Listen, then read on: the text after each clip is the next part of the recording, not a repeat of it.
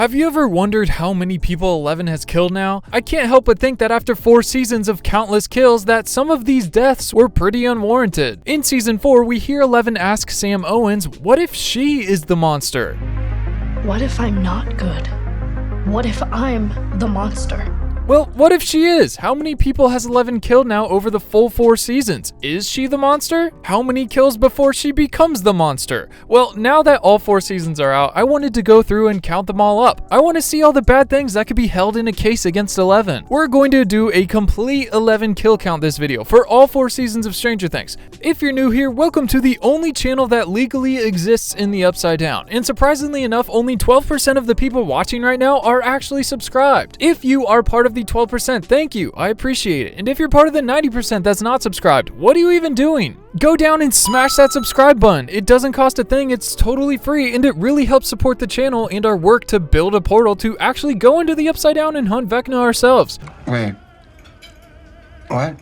So if you want to be part of the hunt, make sure you're subbed and you can come with us. I also have been working with some artists recently to make some cool Stranger Things wallpaper for you guys to hold us over until season 5. The first one is of Chrissy and Eddie at one of his concerts. I can't help but feel like there's some what if multiverse out there where Chrissy and Eddie both survive season 4 and they get together and she goes to all of his concerts. I'm really happy with how this came out. Go over to my Twitter at itsmichaelj if you want to use this as your wallpaper, and I'm going to be posting some more in the next few weeks, so make sure you follow me. I'm actually really excited to finally tally up and see just every kill 11 has ever done. There's this line of how many kills is too many before she too becomes more chaotic than good. And while most of the kills seem warranted, I'm curious how many were avoidable or unnecessary. Let's go back to the very start where it all began with season 1. You know, it's funny, your voice sounds different. Oof. Okay, starting off strong. Connie murdering Benny. This is not good. I miss Benny. It was cool to see his place in season 4. 11 gets cornered by 2 goons. We hear this sound, and they're dead. Okay, let's pause real quick. What are we even looking at? There's a bunch of spoons lying on the ground. Did she kill them with spoons? There's a little bucket in the background. Maybe that has something to do with it. What are these? Cans of food? Did she kill them with cans of food? Is that the cause of death? Cans of food and spoons? Oh, these are his glasses. She knocked his glasses off with spoons. Okay, pretty brutal kill, starting off with 2 humans. I mean, those are definitely bad guys. They were gonna capture her. Oh, she kills a lot of Hawkins guys over the 4 seasons. You'll see. It's just some of the Hawkins guys, I'm curious if their deaths were warranted, because like you'll see in a second, these next 2 deaths don't feel warranted. I mean, yeah, when they capture her, they're going to like torture her and do tests on her and all like types of bad stuff, but sometimes they're just bringing her back to her cell. Should they all be killed? Who's to say? Okay, so this is a big deal because this is one of the first times we see 11 just refuse to do what Brenner is asking her to do. It looks like these 2 Hawkins Lab orderlies are bringing her back to a special room, not her normal 11 room. It looks like a safe. Do you see that vault door? And she's just not having it. She stands up. It looks like she throws the door open and it hits the guy, or maybe she throws the guy into the wall as well. Yeah, okay, so it's almost just like a force push. She opens the door and throws him into the wall at the same time, breaking through the tile wall, breaking his back, obviously killing him. The other guy comes in and is like, hey, I'm gonna zap you with my buzzer. Boom, snap neck, 2 guys down. It seems like this wasn't her room and they were putting her in some kind of torture room as a punishment for not doing what Brenner asks. So it's a little understandable for her killing them. They weren't just taking her to her room, I guess. But still, it's cool to see Brenner show compassion and actually understand how hurt 11 is, and I don't know. I like all the good moments with Brenner, even though in the end he is a bad guy. But he doesn't think he's a bad guy, you know? But that's what makes him such a good bad guy. With 4 under our belts, I think this might be one of the coolest kills of this season. Brenner has so many goons combing the neighborhood looking for Elle. They have 3 Hawkins Lab vans full of people. Here we can see that there's 2 in the front and someone just got in the back as well. So there are guys in the back of these vans. This is so epic. This is such a good climax for this season. This is before you knew Elle could flip vans with her powers, so it was just like, what are they gonna do? It was an impossible scenario, and then the writers were like, surprise! Oh, that slow motion van flying over their head. Such an epic shot, but those guys are for sure dead. Honestly, that's as epic as the ET shot of the kids riding in front of the moon. This shot right here, oh my gosh, that is beautiful. But look at how hard it hits. it just flattens the top of the vehicle. So for sure the 2 guys in front are dead, as well as the 2 guys in the back, because, you know, they're not wearing their seatbelts. Kids, please wear your seatbelts. Okay, so it also looks like there's people on the sides of the vans too. Brenner just came out of this one with the driver. That's 2. The side door opens up, a 3rd one comes out, and a 4th one. Okay, so yeah, 4 people are dead. Next, this one is absolutely insane. This just goes to show you an even further extent of Elle's powers that we didn't know was possible. Brenner is taking the rest of his goons and running around Hawkins High School looking for Elle now. And when they finally catch her, she does something that's unhinged. I'm telling you, they did not skimp out on Elle's kills in season 1. I wish that in season 2, 3, and 4, she had the amount of kills and how brutal they were in season 1. So as they're running away, we see 2 guards come in the doors here in front of them and start chasing after them. And then they take a turn and they find 2 more guards who are chasing them. These are the 2 guards who were chasing them the first time, the first 2 guards we see, and then the 2 guards from a second later run after them out of this door. So now there's 4 guards chasing them from behind. And then they run down this hallway, and 4 more people show up to corner them, including Connie Frazier. Connie Frazier, Social Services. So now there's 4 people in front of them, 4 people behind them. Everyone's got guns pointing at them, and what are they gonna do?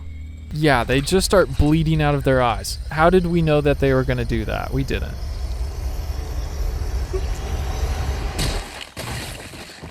Elle just squished their brains all at once, inside their heads. Squished their brains so they couldn't shoot the kids. 8 people dead instantaneously.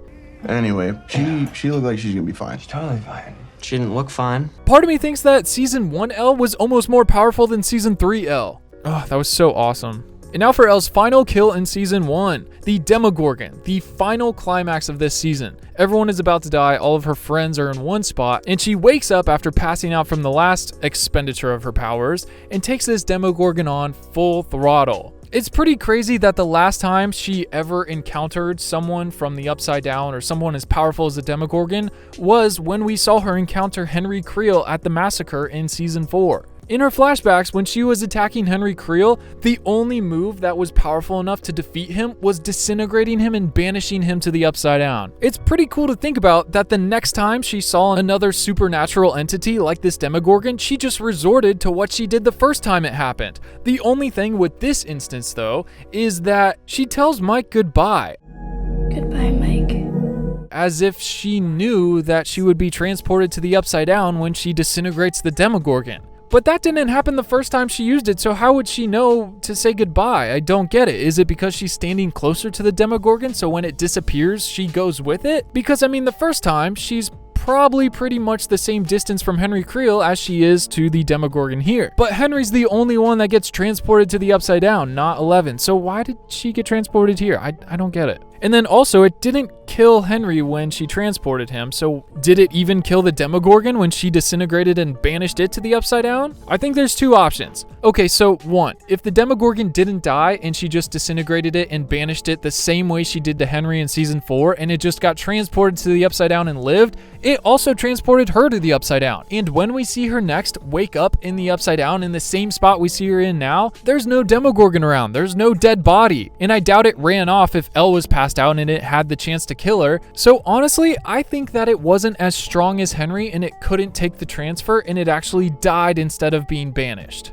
Which is weird because it's the same move we see her use on Henry Creel. This is the first time I've watched her do this to the Demogorgon since we saw her do it in season 4, and it's really cool to see it come full circle. Her doing the same move probably a few months later. And just like that, gone. Alright, that is the end of the season 1 kills, 16 humans and 1 Demogorgon. Moving on to season 2. We get a little flashback to when Elle was on the run, hiding after she got back from season 1, her trip to the Upside Down. And as she's going through the forest, scavenging and trying to find food for herself, she comes across this cute little squirrel, which unfortunately becomes her lunch. She launches it across the forest at that tree like it was a little stuffed animal. And then shortly after, we see this hunter approach her, which might be the most unwarranted kill that Elle's ever done. He might seem aggressive, but all he said was he's not gonna hurt her, what's your name, and what are you doing out here in the cold? I'm not gonna hurt you. What's your name? What are you doing out here in the cold? And just like that, 11 launches a flaming log at his face, knocking him out on his feet and killing him. Then she runs over, teabags him, steals his clothes, and leaves him for dead in the snow. But do you think he actually died, or do you think she just knocked him out? I mean, she's killed in the past. She hasn't hesitated to kill in the past, so I wouldn't be surprised if she did kill him. But part of me, the good part of me, just wants to think that she just knocked him out for the sake of getting his clothes and having more warmth. What do you guys think? Next, we go so long without seeing Elle and the gang together, and then while the gang is trying to figure out where Will is inside of his body, since Vecna has taken him over and using him as a spy to figure out where they are, the telephone rings, alerting Vecna to just where they are in Hawkins, and just like that, he starts sending his demo dogs after them. Everyone's freaking out. Hop throws Nancy a rifle because she's the baddest one, honestly. Steve's got the bat. Everyone's ready to kill whatever walks in the door.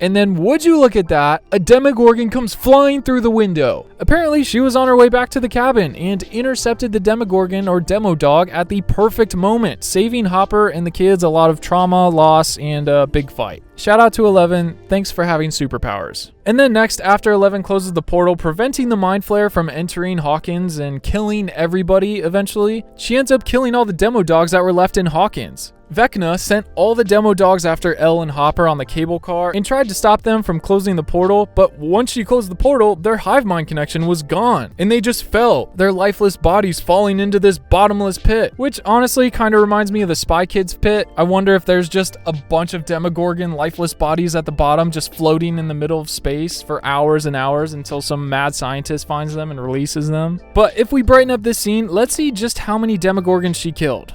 Okay, so first we can see one right here falling. That is one. And then also right here and right here we can see 2, 3, and then 4, 5, 6, 7. And then we have 8, 9, 10. 2 hours later. 36, 37, 38.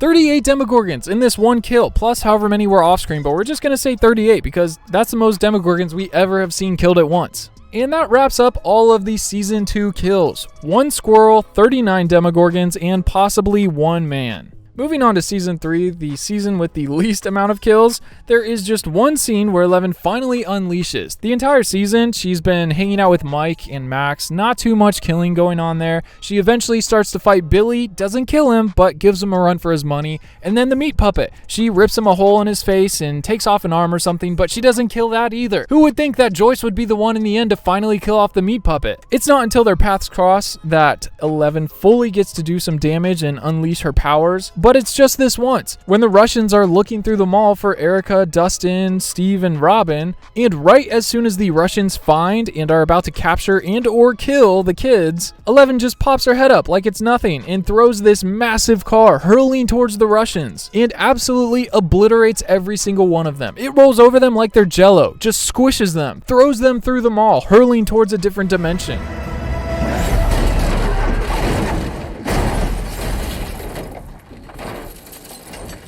Maybe we just stay at home today. This might be one of the most brutal kills besides the van squish from Season 1. I really like this. It's a shame that it was only 4 kills, but Season 3, moving on, 4 Russian guards. Season 4, I'm most excited for. This is all still like super fresh in my head, and I just want to rewatch it again, so I'm glad we're going through it. And honestly, I don't think I can make this video without the most honorable mention that has ever existed, Angela. Probably the antagonist that should have gotten killed off more than anyone else in the entire show. She was a bully and mean to 11 for no reason. She absolutely hated her, causes so much mischief and hate, and is overall just such a bad character. She couldn't have deserved this more and might be the one person that should have been killed off that wasn't killed off. Instead, she got off the hook easy with a mild concussion and a slightly bloody nose, but I wouldn't have been mad if that's when 11 got her powers and accidentally killed Angela. Next, the first time we see 11 actually kill in season 4, she finally just got her powers back from the Nina tests with Brenner and is running to escape the lab when 3 guards catch up to her and try to restrain her. Out of pure emotion and frustration and rage, she yells out and launches these guys into the ceiling, breaking their backs, their spines, and probably their necks. It's nothing new for 11 to kill Hawkins' orderlies or guards or goons, so to see these new goons get killed off is not surprising at the least. Brenner shows up and doesn't even acknowledge their deaths, just like every other time she's killed. He just steps over their bodies with no regard whatsoever. Now, this might be one of my favorite kills that 11 ever does. This one, every time I watch it, sends goosebumps down my spine, and I freaking love it. After the military comes into Project Nina and everyone's running around and Brenner grabs Elle and tries to escape and make a run for it in the desert, the helicopter catches up to them and picks Brenner off like he's nothing. Hashtag justice for Brenner because RIP. They did him dirty. But then they focus their attention on Elle and start trying to fire at her and kill her. She reaches out, and as they try to fire, the helicopter starts swaying back and forth and then starts rotating, and then she gets it spinning in circles in the air. This has to be one of the coolest shots to have filmed in real life in person. I want them to release so much behind the scenes for this. And I look closely, and it's actually just 2 people in this helicopter. In one of the shots, you can see the guy in the side hanging on for dear life. Yeah, this is it here. Look, if you zoom in and look, you can see the guy just holding on to both sides of the helicopter, holding on for dear life. Like, oh my gosh, what is happening? I'm going to die. He looks like he's about to throw up and is suddenly not wanting to be here. Spinning in circles, doomed to die. This man deserved it. 11 just raises him up higher and higher, and then she throws both of her hands down, and in slow motion, the helicopter just hurls towards the earth. It falls sideways on top of these Humvees, the rotor just ripping them in half. It explodes in one of the most beautiful explosions in the series, if not one of the only ones, besides Hopper in Russia. But everything about this, the composition, the helicopter being filmed in real life, the explosion, 11's rage, everything just gives me goosebumps. One of my favorite shots in the whole season. But that concludes season 4, 3 Project Nina guards and 2 military goons in the helicopter. So, recap totaling up, season 1 she killed 16 humans and 1 demogorgon. In season 2 she killed 1 squirrel, 1 man, and 39 demogorgons. In season 3 she killed those 4 Russians with the car, and in season 4 she killed 3 Project Nina guards and 2 military goons. The final kill tally for 11 out of all 4 seasons of Stranger Things is 67 kills. 1 squirrel, 26 humans, and 40 demogorgons. Wow, this is not nearly as much as I suspected. I thought she killed way more people. I mean, she did do a lot of damage to the meat puppet in season 3, and she broke that one bully's arm in season 1, but I mean, they were gonna kill Mike and Dustin. And that hunter from season 2 is probably the most questionable out of all of her kills. As of now, I think it's safe to say that 11 is not the true monster. If you enjoyed the video and want me to do more, let me know in the comments. Make sure you're subscribed so you don't miss any Stranger Things videos, and until the next video, I will see you in the Discord. Peace.